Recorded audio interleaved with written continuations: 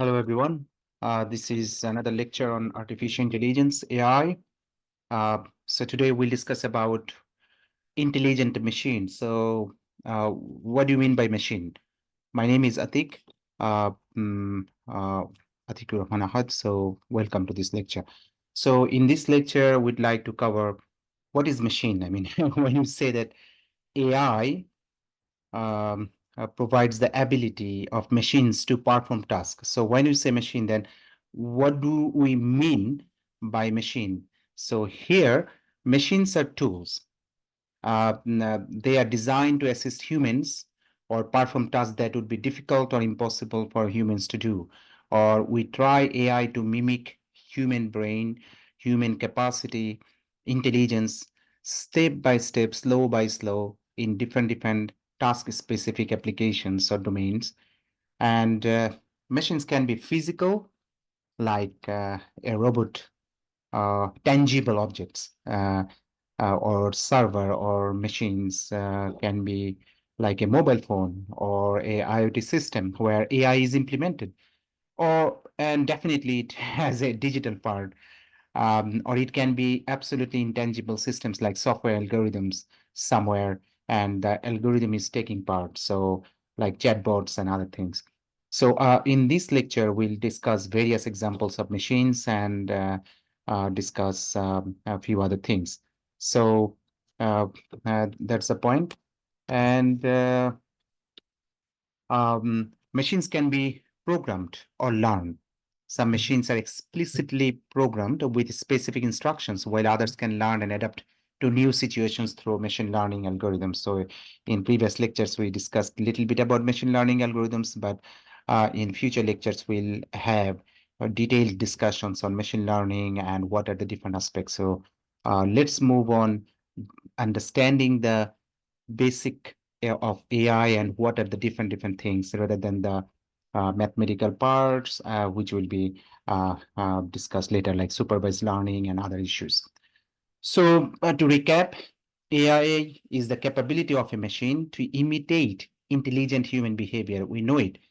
For example, a machine that can understand and respond to natural language or solve complex problems or learn from experience is demonstrating intelligent behavior. So in AI, uh, we can say that it focuses on creating intelligent machines capable of various tasks. So AI can be broadly defined as the ability of the machines to perform tasks that typically require human intelligence. So in another lecture, we mentioned machine in AI or machine learning is. But just I repeat it again for clarity that in machine learning and AI, the term machine does not refer specifically to hardware devices only like computers or phones, like tangible things, but computational systems or models or algorithms that process and learn from data. So these systems or models can indeed be deployed across various platforms or applications like cloud-based servers or apps or embedded systems, IoT sensor-based systems, robots, and so on. So these algorithms can be run on various types of hardware, such as computers, mobile phones, and servers, but it is the software and the models that perform the learning, as hardware is not performing the learning. Hardware, so different kinds of sensors like cameras or a LiDAR or radar or different kinds of IoT sensors collect data just like my skin can feel the pinch or pin, or my ear can listen, my eyes can uh, mm, see this kind of things. So different sensors collect data, or we provide data differently from the computers and others, and then uh, develop AI models, machine learning models, deep learning models, or algorithms, so that a system can be intelligent. Now, what is machine when we say the ability of machines to perform tasks in AI? So here we'll go for different examples. So I repeated that in machine learning and AI, the term machine does not refer specifically to hardware devices only, but rather to mainly to computational systems, models, and algorithms that process and learn from data. Now, just have a look about the smartphone. So this is one example. So we know that in our smartphone or many of our smartphones, we have Siri or Google Assistant, like virtual assistant. So these assistants basically use speech recognition. So the system, the algorithm, even though the name is Siri or Google Assistant, but it has inherently the speech recognition algorithm. Okay. And natural language processing, NLP, it will come again and again, that NLP, natural language processing, to understand spoken questions and provide answers or perform some task. For example, letting reminders or sending messages. Yes, I mean, a few years ago, this kind of virtual assistants had more problem regarding accent. Like probably I am uh, just trying to call Peter, but probably they are just calling the Pizza Hut or something like this. But nowadays, I mean, they are getting better and better, and we know that speech recognition and NLP, the progress of AI is enormously good, and we are getting different helps. So another example, we can say self-driving cars. So this is, and we can say that self-driving cars, the car itself, we can see that, I mean, running self-driving, but inside it has different kinds of AI algorithms that makes it autonomous navigation and control and other things. And self-driving cars use computer vision. So we know that computer vision means the vision means camera, just like human vision. So instead of human vision, I mean, if we have a camera and the camera takes your continuous data like video of the scenes of the roads and vicinities, and then based on those videos, there are different kinds of algorithms, and based on this it can understand what is what. So like for example, camera can decide object detection signal. So if it cannot detect that there are some objects on the street which is harmful, then it stops. But it was not possible before, but how come it becomes possible that automatically it can understand or even signal? Human beings, sometimes we forget, and I mean, just cross some signals, and just after a few weeks, we get a very nice email that we have to pay £130 in this country. Or in some countries, even your license points are gone by 50% or something. So we make mistakes, but this kind of self-driving cars, their inside algorithms are so good that they perform excellently well under normal circumstances. So machine learning and sensor data. So it can collect lots of data. So for example, radar, it can cover for distance and speed measurements, ultrasonic sensors for low speed maneuvers such as parking. It helps. LiDAR, for example, used by various self-driving systems, but not Tesla. Tesla, they don't use LiDAR based on my information. So to cover distance measurement, mapping around, and so on. So we can see that in this case, the self-driving cars become a machine, or where enormous amount of AI activities are going on based on different input data from camera or radar or sensors or LiDAR to perform different activities so that the car can move and so on. Another, example is smart home devices. I'm not sure whether you have Amazon Alexa, Google Home, this kind of home app automation type of systems, but I don't have. But if you have, you know that these devices can control various appliances like lights or thermostats, etc., respond to voice commands, and learn user preferences to make daily life more convenient. Now, for example, say I'm living alone, an elderly person, or lazy sometimes to get up. So when I'm just on the bed and reading something and then feeling sleepy. So to just put off the light or controlling the other security issues or monitoring and so on. So we can just give some voice command, and based on the voice recognition, it can have a smart device control, or it can have some kind of automated routines like good night and all off. Of course, not fixed perfectly till now. There are many things to improve, but much better than the past. And the AI algorithms are designed in such a manner so that, these routines can be better over time because they understand us and help. Just like human being, when we live together, two persons, then automatically we know that what are the priorities or habits of other person, and based on this, we tune ourselves to help and make a harmony. So machine learning algorithms analyze user data to identify various patterns and preferences. Over time, the routines can adapt to individual users' habits, making recommendations or automating tasks more effectively. Like, I mean, what kind of temperature I prefer, what kind of, things I follow, and which time I go to sleep, and light control and other things. So these kind of things are improving. So smart home devices are just one example. Another example, you can say AI machines like robots in factories. We know that robot is a great example. And anytime we say AI examples, even in my photos, which are generated by AI, you see that lots of robot or robotic figures in those images.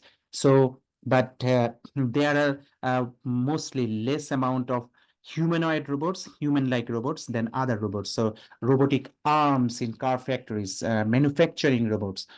So robots are tangible, but they are programmed with AI to perform various repetitive tasks. But of course, repetitive task means not just automation, typically. It has different kinds of AI elements so that it can do the things more appropriately, or it can identify something. Say, for example, probably a robot hand has a camera or sensors by which it can understand where to put the next step, where to not. So in assembly products, doing more accurately and faster than human beings. While manufacturing robots might seem like simple machines, they often incorporate AI technologies to perform their tasks effectively and more efficiently. Now, if we consider 30, 40 years, the traditional industrial robots, they perform pre-programmed tasks repeatedly, so definitely they are not adaptive to changes in environment or any task. So if anything happens differently, they cannot work that much. Don't learn or improve over time because there is no element of AI, for example. But in modern AI-powered robots, if you know that, Boston Robotics and others, you will be surprised to see that, how much they learn. So in YouTube, there are lots of videos. I strongly recommend that you guys watch those things and enjoy and see how things are going on. If you look at 5 years back and 2 years ago and today, things are much better because they are learning, developing, and those robots, not only the control and electronic system, but also the computing power inside the AI. Inside the AI means that it's just like our brain, our AI, if I say our intelligence, it's on the brain where we have memories, we have computing power, supercomputing power type of things. So similarly, what kind of robot? Is it an insect robot or snake robot or a monkey robot or humanoid robot or doesn't look like anything type of robot, but it's still there's those machines inside. They have, various sensors to collect data, just like the smart cards, cameras or sensors or lidar and others. And those input are processed inside. They have AI algorithms developed by AI engineers to perform. And these are not easy tasks to do. Need enormous, research setup and lots of data analysis, lots of brilliant minds, and so on. So AI-powered robots can adapt to changes in their environment. So that's why we say that those AI-powered, modern, strong robots are bit by bit going towards human type of things, like what human can do means based on the situation they understand. So if we are careful, that if we see that the path is, slippery, rainy, or mud, we take care. If we don't take care, we just struggle and fall down and something like this. But normally we take care based on the environment. We take the situation. Can they do it? And even if they understand that this is difficult, but still can they control? So first of all is that we understand something, but we are powerless to do something more. So similarly, a robot today may take the information from its eyes, like cameras or other sensors, that the path is not good to walk further. But as it is trained to walk further, still, and it can fall down or something like this. But with time, it can overcome. So learn from experience and improve performance over time. Make decisions based on sensor input and data analysis, and this incorporates AI technologies definitely. So here, I mean, a few examples. So I strongly recommend again to look at the Boston Dynamics, click for Boston Dynamics, and you can see that this robot can climb up. Even in the muddy path, it can move and do different kinds of things. And this is another robot, I mean, collecting different boxes and controlling size seamlessly. They are working. So these kind of things, I mean, are developed. So hardware is electronics, control engineering, okay, robotics, but the sensors it has and collecting data inside the processing data based on the AI algorithms or many other things. So we can see. This is another one. I mean, ABB Robotics develops, is again recommend that you look at the website or just Google YouTube, and you can see lots of videos from ABB and how they work. So this kind of, I mean, AI enhanced industrial robots are very, very important, like a collaborative robot and so on. Robotics in military application. So DARPA, we know that, I mean, Defense Advanced Research Projects Agency in America, probably, I don't know the data, but probably the highest or one of the top funded source for different kinds of AI applications and military applications, computer vision, and so on. So while not a company, but DARPA funds various AI robotics projects for military applications like autonomous vehicles, robotic exoskeletons, AI-powered drones, and so on. This is, you may have heard about the Vinci surgical system. So again, I recommend to watch this kind of videos to see that how they work. But even if you don't understand how they work or are less interest, but you can know that this kind of stuff has tremendous amount of AI involved. So not only, I mean, robotics and automation, but the Vinci surgical system is a robotic surgical platform used in minimally invasive surgery. So it has complex, I mean, it has the ability to help the surgeons to do complex procedures with enhanced precision and very controlled manner. This is good. So and over there, lots of AI is involved, like understanding, collect, I mean, the image, taking the image information, object understanding, location, and precision, this kind of stuff. Based on the situation, it can control. Of course, a doctor must look at it and control, but it's a very, very, I mean, powerful system we have developed. We means, and not me, by our great researchers and companies in the world. So robotics in factories, I mean, another point, like computer vision I mentioned, or image processing, robots use enormous amount of computer vision based algorithms, so via camera. So recently we have a book with globally legendary professors Matthew Turk and Richard Hartley and Dr. Rupal from Qualcomm, where some legends like Ramachandra and Mark Nixon, Kevin Bauer, and others wrote different chapters. So this is one of the, I think, one of the best books on computer vision in the future. So in that book, if you look at, then you find that what are the advancements so far and what will be there in the future. So this kind of algorithms based on camera or other sensors to identify and locate objects in their environment and do various kind of things. And definitely machine learning or deep learning for big data, we used to train robots to recognize patterns and improve their performance over time. So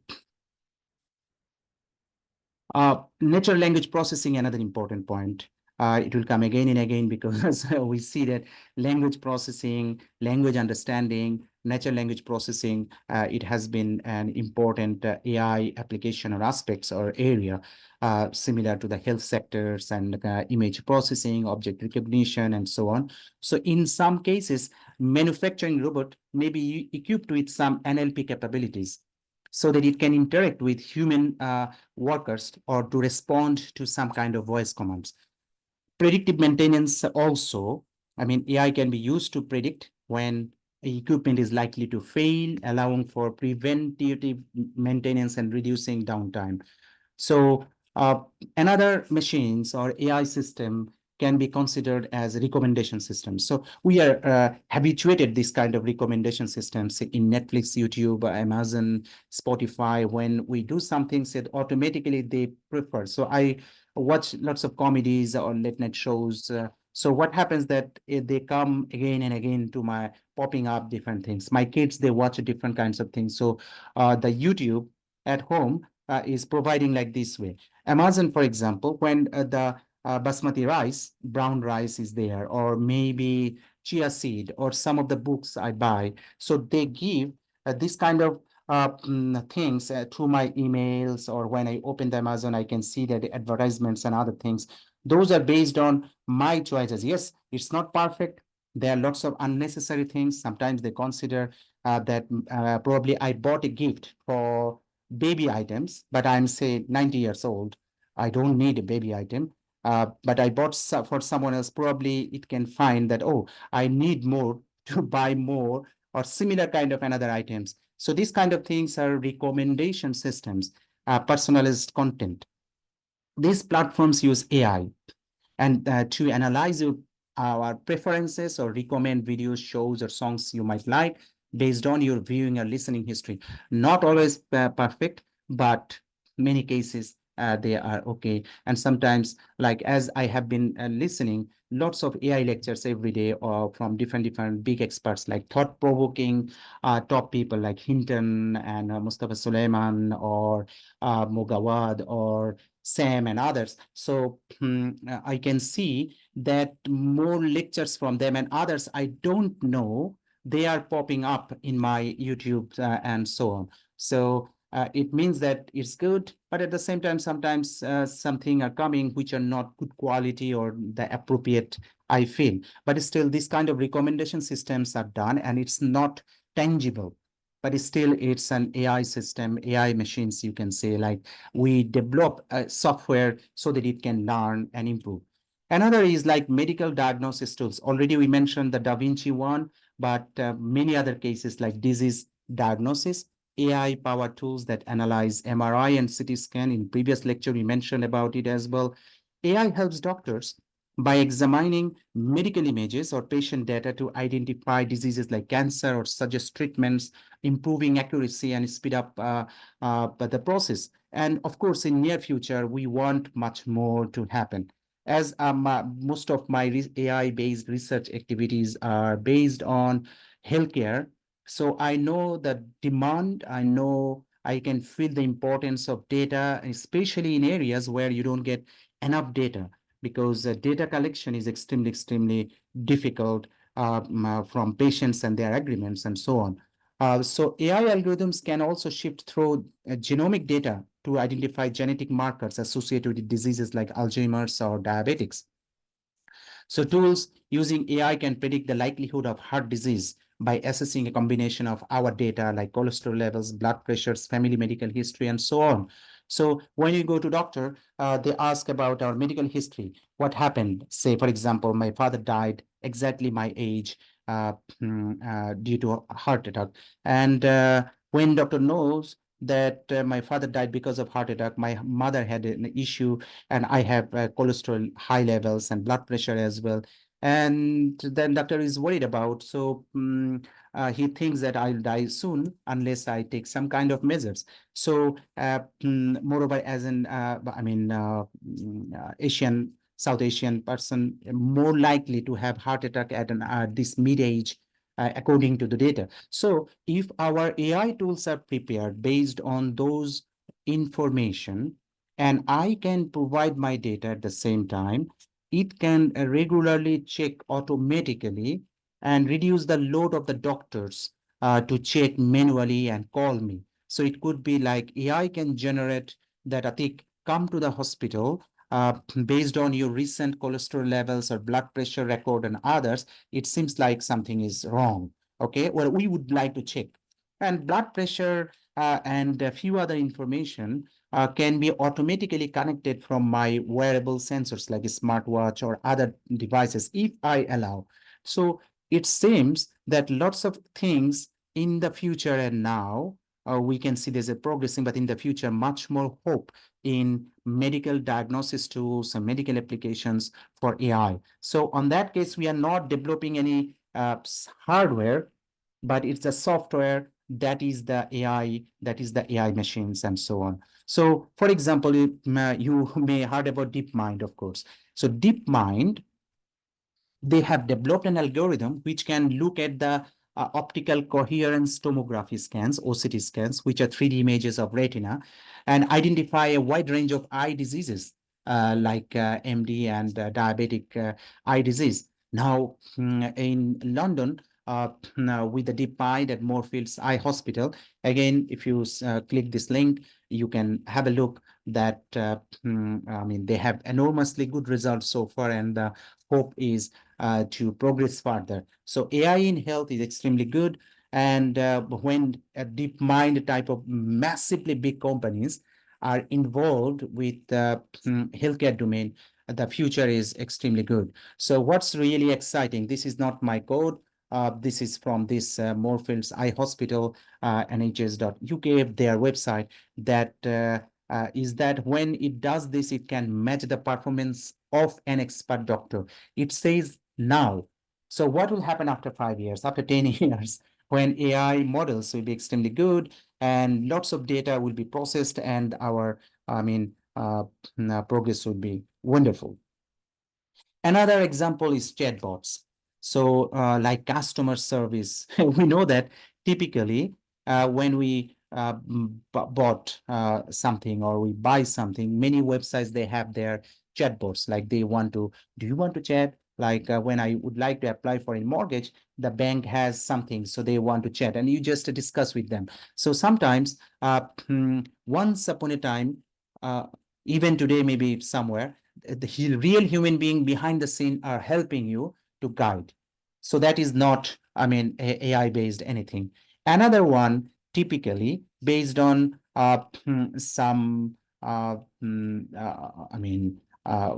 static type of information, like, it matches with something and based on the questions, it gives you some answers based on some setting. So that is not, a smart AI. But modern chatbots like banking chatbots and various online support bots, they can handle different kinds of customer questions, even make recommendations and assist users by understanding simple commands and answers querying using NLP. Of course, there are more to do because incorporation of AI at the same time to understand the structure, because when we chat, we don't provide structured information sometimes. So, or long sentences or unclear words. And it's very difficult for chatbot to understand. So they sometimes answer wrongfully, or maybe they confuse it. They say that, sorry, would you please, and so on. So, but still, chatbots are, modern chatbots are examples of AI and so on. So I mentioned traditional chatbots. They often rely on rule-based systems or simple machine learning models. Of course, they are AI, but basic AI or very narrow capabilities because they are designed to handle only some specific response or tasks based on some predefined commands. So it's just like matching keywords. So for example, if a user types, what's my account balance? The chatbot recognizes the keyword and account balance, and it finds that, oh, there should have some kind of scripted response or direct to a specific another programming function so that it can, deliver some of the outputs and so on. But the goal is that, okay, so for example, simple NLP based natural language processing models, when we use, then if the NLP model in that chatbot can recognize and understand the intention of the input. Intention is important, or intent. So then it tries to map different phrases. For example, if user asks, how do I reset my password? Or another question, I need help with my password. So the chatbot will understand that the intent is password reset and respond accordingly. And they also use different kinds of, NLP models or machine learning or AI algorithms. You don't need to memorize these kind of things, just to understand the basic concept of chatbot, how they do. Now, what about the large language models? Large language models like ChatGPT, Gemini, Claude, and Meta AI, and so on. Okay, those LLMs, are they regular chatbot, just that which are in the web? So the answer is that no, not like those, because LLMs use a very latest model of deep learning, or we call it a transformer architecture, that possesses data in parallel and excels. Enormous amount of a powerful. Of course, you need more processing capability to learn transformer-based systems. But when a user asks a questions, LLM analyzes the question, tries to understand the context, which is important, just like human being. If we do not understand the context and answer, sometimes it's very difficult. Sometimes it's an emotional context. Sometimes it's a cultural context. Sometimes we understand the human being, how they ask. We understand from their eyes, okay, and expressions, whether someone is talking with friendly manner or talking with, angrily bad manner, or, firing and so saying something. So based on these, we understand LLM cannot see these kind of things. So they just, look at the sentence, and based on the sentence patterns, as much as possible, to understand the context and generate a response based on the patterns learned from its training data. So that's why LLMs need enormous amount of pre-training. We'll discuss about the problems of LLMs in copyright issue in another part. But LLMs are pre-trained on vast corpora of text like books, millions of books and articles and websites information in an unsupervised manner. We don't know exactly how in detail about it, but they learn to predict the next word in a sentence we call language modeling, and develop a deep understanding of the language patterns, syntax, and context. And here, of course, in AI, especially in deep learning, we have fine-tuning, another concept. We try to fine-tune it, an algorithm or AI model on more specific data sets or tasks, like customer service or medical diagnosis separately. So based on this, the system can perform better. Okay, so as large language models are developing and enormously contributing and change the mindset of AI.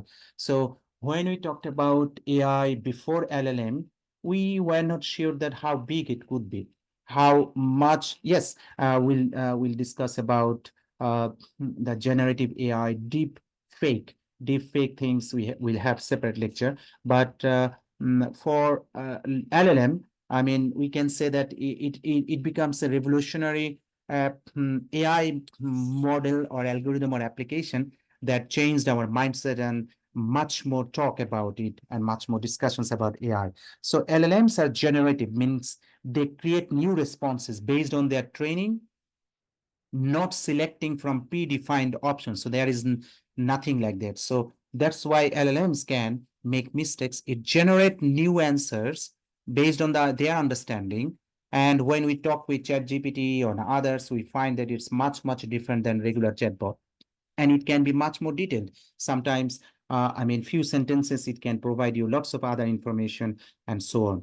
Now, LLMs don't have a list of answers stored in their memory.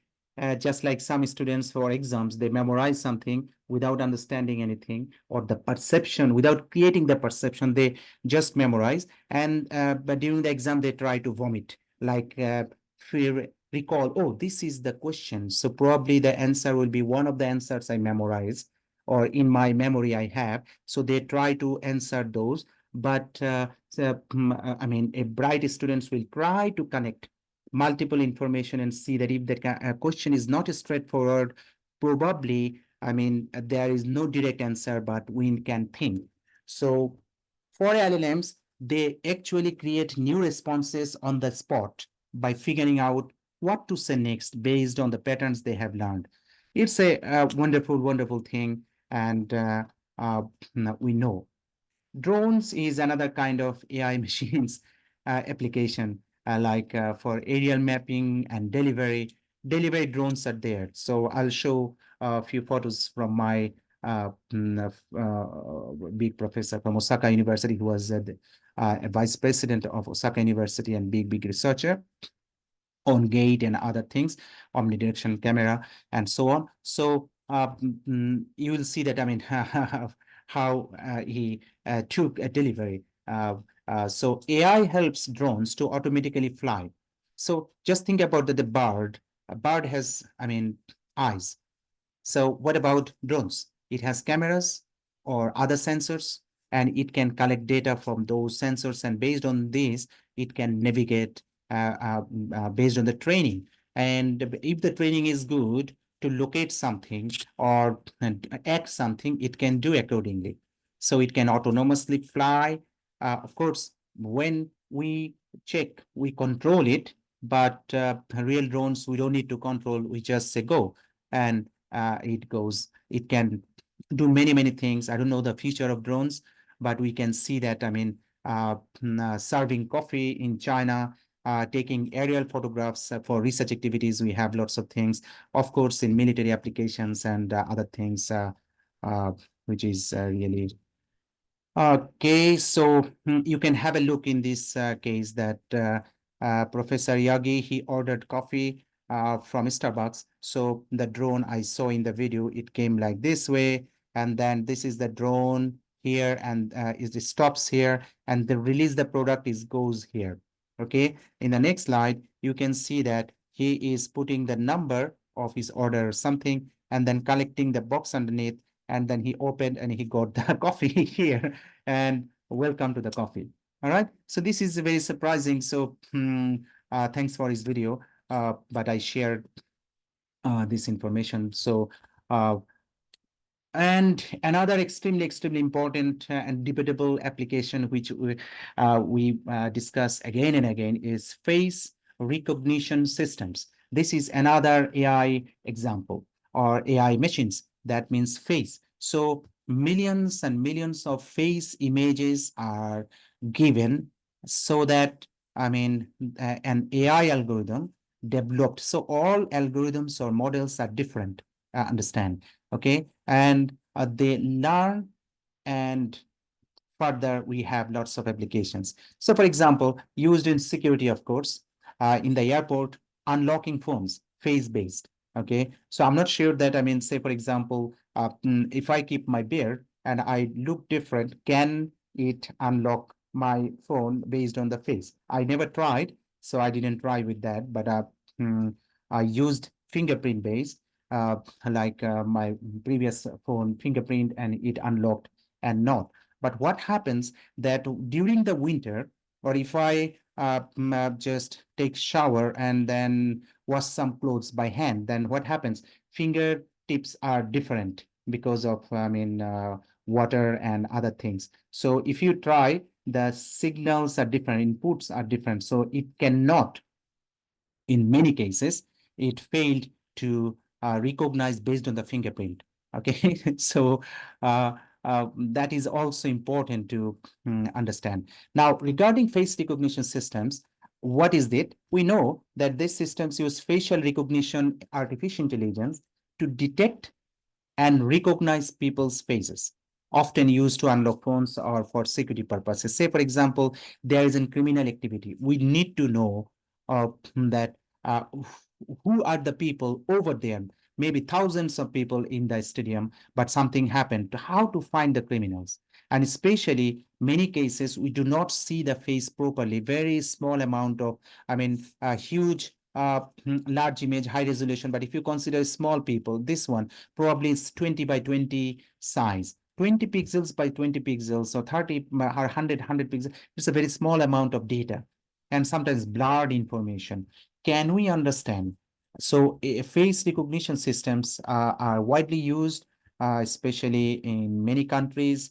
But there is a big issue. I strongly recommend to listen from this, legendary person, Professor Matthew Turk. He's an IEEE fellow and a fellow of IAPR and the president of Toyota Technological Institute at Chicago, and big guy. So in YouTube, also in my Rumai Somar Foundation, you can find his lecture that Beyond Bias and Fairness in Face Recognition.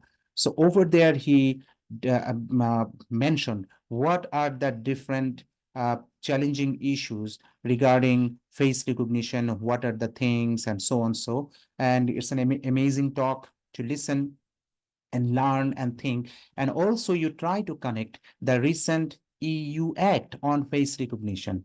Okay, so if you are a student of legal or social or human rights or others, you can find that there are different issues that AI can handle.